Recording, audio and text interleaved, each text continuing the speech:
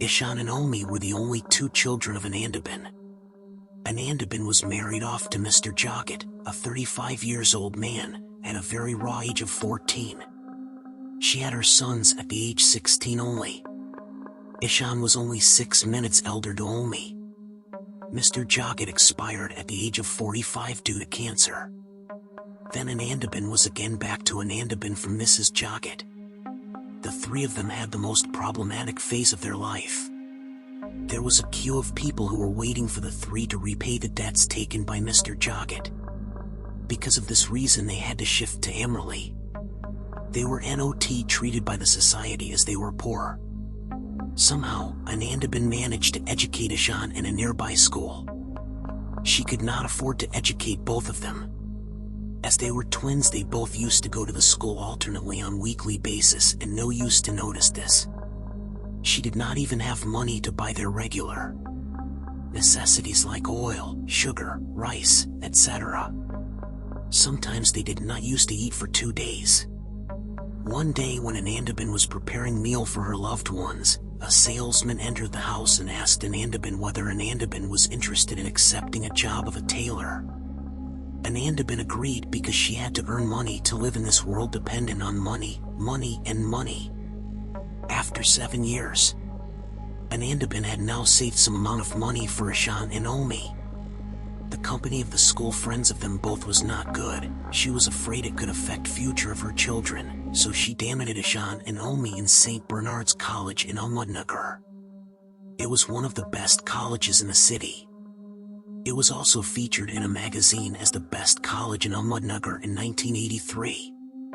Now Ishaan and Omi were staying in college hostel and used to visit on weekend to home to meet their mother. The two had their own dreams now. Now both of them used to be in the college together. They both worked hard to meet their goals. Now Ishaan had started to show his true colors. Being elder, he used to act arrogantly with Omi and he would ignore his mom as if she was dead. They both appeared for the board's exam. They both had done exceptionally well in the exams. Both of their names were showcased in the first list. For further studies, Ishaan decided to go to Mumbai with his friends, but Omi continued in Ahmednagar. Ishaan shifted to Mumbai. He joined the Matthews Commerce Institution, MCI. He was happy studying there. On the other hand, Omi continued to study in the St. Bernard's Institution. He also used to look after his mother as she was growing old. After some years, Ishaan was a successful businessman now. He owned his own company named Ishaan Electronics. On the inauguration day, the ceremony was shown live on a news channel. Anandiben was very proud of his son. But soon after, Ishaan announced that the Avanti and he will be marrying the next month.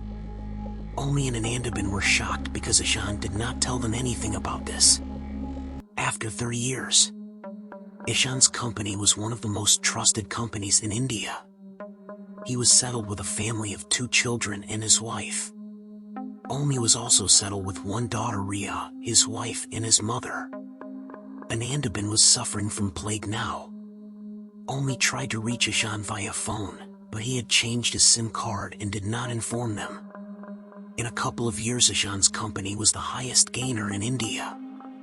At the success party, he remembered about Omi and Anandiben suddenly. He decided to visit Amreli the next morning. He reached Amreli. He was even able to locate his house. He had to take help of the locals. When reached his ex-home, or for him it was just a structure made out of cement, only a house. He saw a little girl, Ria, playing in the veranda. He entered his house. He saw Omi sitting on a chair looking up at the ceiling. Omi was very shocked to see Ishaan. It was once in a blue moon moment for him. Ishaan just glanced upon the walls of the room.